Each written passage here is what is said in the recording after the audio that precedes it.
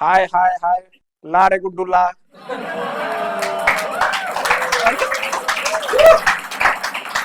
मेरे साथ वाला जो लड़का धीरज है वो सो गया और मैं जगा था कि मांग क्या रही। और वो मैं सच कह रहा हूँ कि वो न लड़का था न लड़की, साला दोनों का कॉम्बिनेशन। मैंने उनको बोला कि मैडम ऐसा है कि आपने ठीक से सेव नहीं किया है। तो कह रही है कि मेरे चेहरे को ठीक से देखो। हम कहा, नहीं चेहरा नहीं, छाती का बाल दिख रहा है।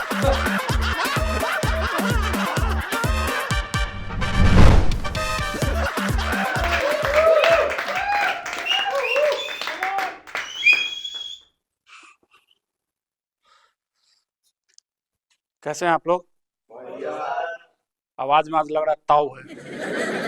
सब कोई स्कूल गए हैं, पढ़े लिखे क्राउड लग रहे हैं एक व्यक्ति को छोड़ के।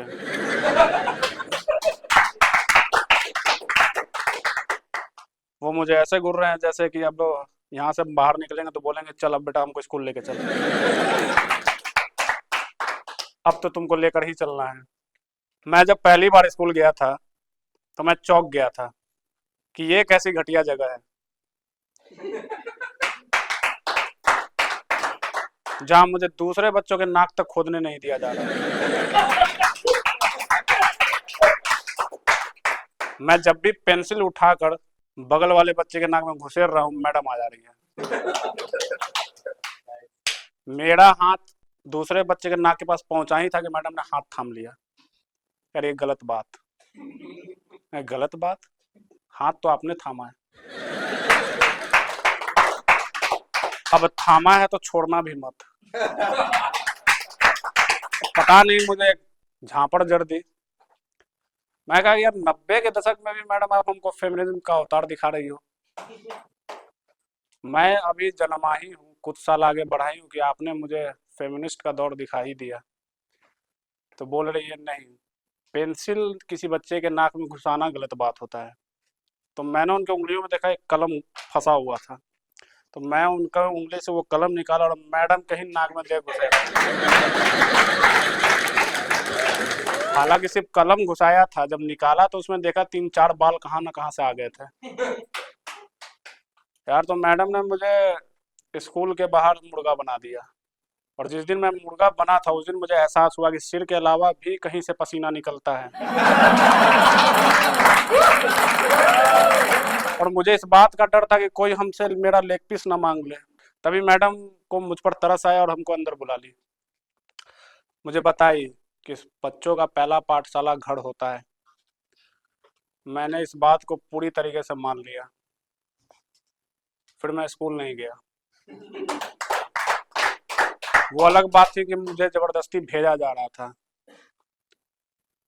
मेरे साथ पड़ोसी के बच्चों की तरह व्यवहार किया जाने लगा। माँ एक तरफा मारपीट कर रही थी, उसके बाद घसीट कर मुझे स्कूल भेजा जा रहा था। जब मैं दूसरे दिन स्कूल गया तो मुझे पता चला कि लड़का और लड़कियों में फर्क होता है, दोनों अलग अलग चीजें हैं या चीजें।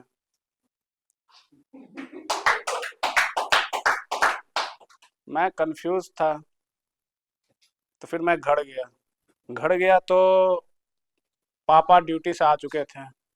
तो मैंने उनसे पूछा कि पापा लड़का और लड़की में क्या अंतर होता है। तो उन्होंने कहा कि कोई फर्क नहीं होता है। पर ये बताने से पहले उन्होंने पलंग से उतर के लुंगी क्यों ठीक की मुझे समझ में नहीं आ रहा था। मैं कहा कि प्रैक्टिकल करेंगे क्या यहीं पे। उसके बाद उन्होंने कहा कि लड़के लड़की में कोई फर्क नहीं होता है, तुम भी मत करना। मैं कहा चलो ठीक है।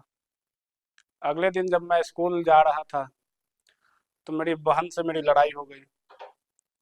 उसने मेरा बाल घसीट कर मुझे नीचे पटक दिया और पापा ने कहा था कि फर्क नहीं करना लड़का और लड़की में। हम आपको यकीन दिला रहे मैंने फर्क नहीं किया।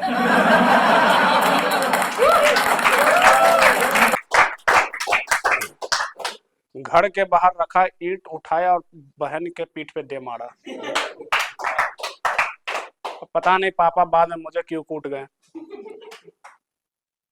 उसके बाद जब मैं स्कूल गया तो मैं देखा कि मेरे जैसे दिखने वाले लड़के अलग लाइन में लगे हैं और लड़कियां अलग हैं। जब क्लास में गया तो लड़कियों को अलग बैठाया गया, लड़कों को अलग। मैं पूरी तरीके से कंफ्यूज कि यार पापा कह रहे थे फर्क नहीं करना है, और विद्या के मंदिर में फर्क। एक तो पापा ने मुझे भेजा था वहां पढ़ने के लिए, और मैडम लिखवा रही थी, लिखो ABCD। अरे यार पापा पढ़ने के लिए बोले हैं, आप पढ़ाओ लिखवाओ नहीं। जब मैं गया तो मैंने मास्टर जी से पूछ लिया कि सर लड़कियां अलग बैठी है, लड़के अलग क्यों? तो उन्होंने कहा कि वो लड़की है।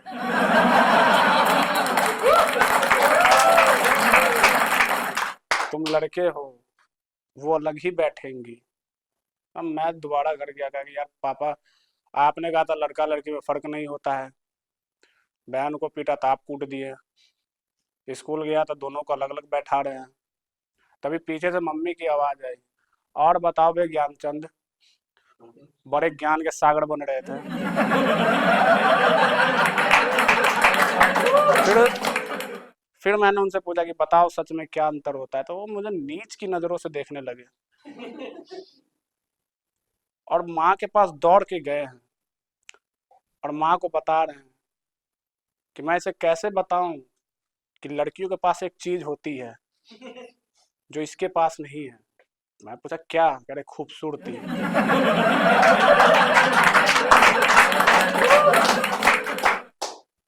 उसके बाद मैं जब स्कूल गया तो मेरी दोस्ती एक लड़के से हो गई, इसका नाम धीरज। एक साल बीतने के बाद कॉलेज स्कूल में एनुअल फंक्शन, मुझे पहली बार माइक थमा दिया गया था हाथ में, और मुझे कुछ समझ में नहीं आ रहा था। डियर फ्रेंड की जगह डियर मादर चोद मुंह से निकल गया।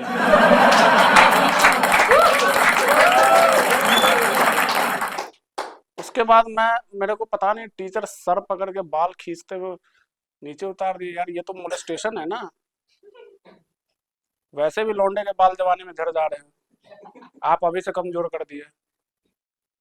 उसके बाद जब मैं 5वीं कक्षा में गया तो बायोलॉजी क्लास में मुझे पता चला यार पापा झूठ बोल रहे थे, लड़कियों के पास एक चीज नहीं होती है, उनके पास दो दो चीजें होती हैं।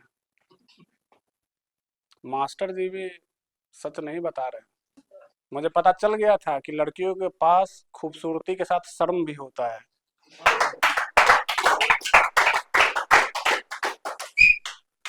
अच्छा, मैंने ना एक चीज स्कूल में महसूस किया कि आप जब केजी में जाते हो तो केजी से चौथी 5वीं कक्षा तक जो है आपको बताया जाता है कि लड़के लड़कियों में फर्क ना करें, वो दोनों साथ में बैठ रहे हैं। 5वीं में मैं जैसे ही गया देखा कि दोनों को अलग कर दिया गया है।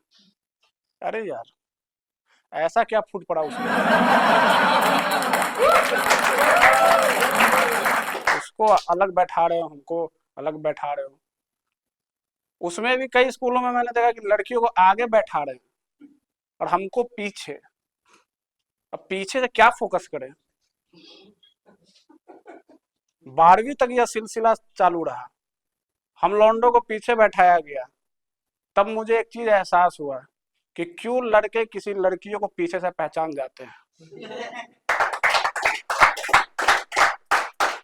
ये तालीम हमें स्कूल में ही दी गई, पीछे बैठा बैठा कर। अब मर्जी तुम्हारी, तुम बोर्ड देखो या बोर्ड। 12वीं पास होने के बाद मैं कॉलेज में जब गया तो कॉलेज में फिर लड़का लड़की एक साथ बैठ रहे हैं। अरे यार ये क्या है? कभी अकेले कभी तुम्हारे साथ। तो वहां प्रोफेसर कह रहे हैं कि बेटा लड़का लड़की में ज्यादा अंतर नहीं होता है। अरे यार तुम गजब कर रहे हो। स्कूल में बोल रहे थे कि अंतर होता है, आधे जवानी में पहुंचे किशोरावस्था में तो कह रहे हैं कि अंतर नहीं होता है। कॉलेज में तुम कुछ और बता रहे हो, साथ में चपका के बैठा रहे हो। यार हमको समझ में नहीं आ रहा है कि उसको देखना किस नजर से है।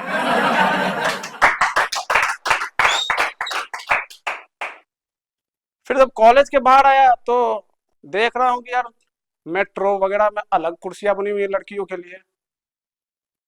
जेंडर जेंडर इक्वालिटी समझ में नहीं आ रहा है।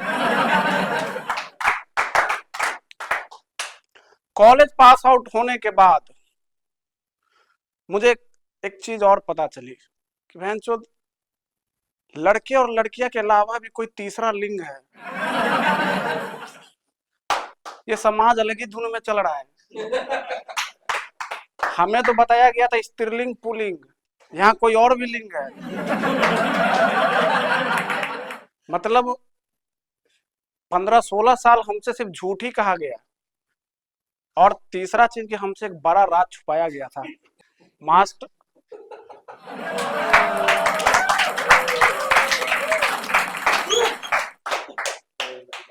मेरे पुराने मास्टर जी मुझे एक दिन रास्ते में कद्दू खरीदते मिल गए, और मैं जवान हो चुका था।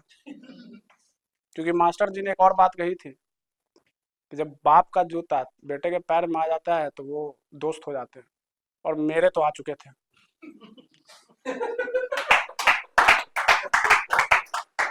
मैं मास्टर जी के पास गया कि मास्टर जी आप हमेशा से झूठ पढ़ाई कराते आए हो, आपने सिर्फ पैसा खर्चा। कह रहा है क्यों आप ऐसा क्यों बोल रहे हो? हम कहे आपने सिर्फ पुल्लिंग और स्त्रीलिंग के बारे में बताया था, मुझे पता चला कि तीसरा लिंग है। तो वो कह रहे कहाँ? मैं कहा कि यार वो ज्यादातर आपको ट्रेनों और ट्रैफिक सिग्नलों पर दिख रहे हैं, उसके आवाज निकलते ही मर्द समाज में एक अलग सा खौफ आ जा रहा है।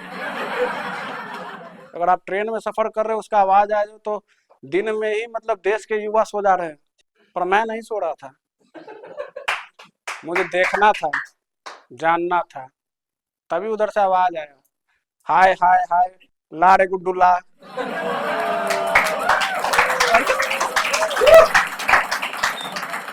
मेरे साथ वाला जो लड़का धीरज वो सो गया, और मैं जगा था कि मांग क्या रही है। आए आए अरे ला रे गुड्डू। अगर देखो पहली बात तुम्हारा नाम गुड्डू नहीं है, और लेना है तो पहले नाम जानो। और वो मैं सच कह रहा हूँ कि वो ना लड़का था ना लड़की, साला दोनों का कॉम्बिनेशन। मैंने उनको बोला कि मैडम ऐसा है कि आपने ठीक से सेव नहीं किया है। तो कह रही है कि मेरे चेहरे को ठीक से देखो। नहीं, चेहरा नहीं, छाती का बाल दिख रहा है।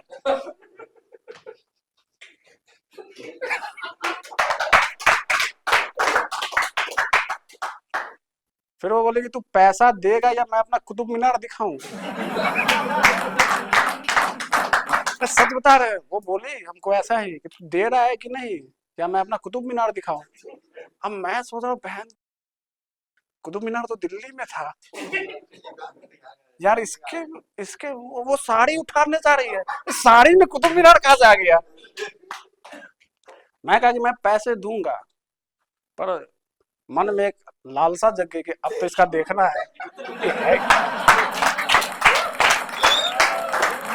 बोले कि तुम दिखाओ, नहीं तो मैं पैसे नहीं दूंगा। अब पता नहीं मेरा हाथ पकड़ के वो वॉशरूम की ओर खींच के ले गई, और भाई कसम से वो जिसने वो चीज दिखाया वो कुतुब मीनार तो नहीं था, वो कुछ और ही था।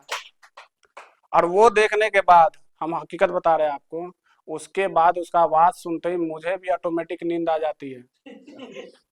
अच्छा, अब ना देश में थर्ड जेंडरों के लिए भी नौकरी वगैरह अलाउ कर दी गई है, आप लोग को पता है?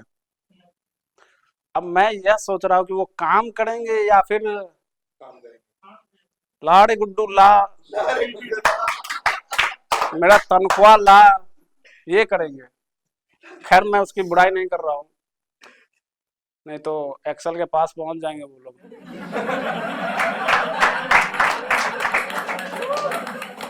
और मुझे ऐसा लगता है कि मैंने मैंने मतलब एक नौकरी के लिए फॉर्म जब भरा था तो मैंने उसमें थर्ड जेंडर का देखा था, क्योंकि फिर मैंने सोचा कि मेल मैं हूँ, ये बात दुनिया नहीं जान रही है, परिवार वाले जाने कि मैं मेल हूँ। फीमेल मैं भर नहीं सकता था, सोचा थर्ड जेंडर ही भर देता हूँ। उसमें सुना था कि रियायतें ज़्यादा है, पर मैं ना उस शीशे के सामने धीरज के साथ प्रैक्टिस करने लगा, आए हाय हाय लारे गुड्डू ला। हाँ, आप लोगों में से किसी ने ट्रेन मुझसे मिला है क्या? आपने देखा उसका कुतुब मीनार? स्कूल में आप लोगों के साथ कुछ ऐसा वाकया हुआ होगा जिससे आपको ना लगा होगा कि यार ये बात ना मेरे पिताजी ना मुझे बता देते तो बहुत बेहतर होता। आपको लगा होगा, पर आपके मन में यह भी आया होगा कि ना ही बताते तो ज्यादा भी बेहतर होता। तो आगे और भी बढ़िया कॉमेडी देखने के लिए एक्शन पर लात मारे, मतलब अब वो सब्सक्राइब बटन पे, और जैसा मन करता है वैसा कमेंट करे, पर कंटिन्यू देखे और दूसरे को शेयर कराए, और जो ना कर रहा है उनका मोबाइल छीने और अपने से शेयर करे और फिर उसे अनफॉलो कर दे।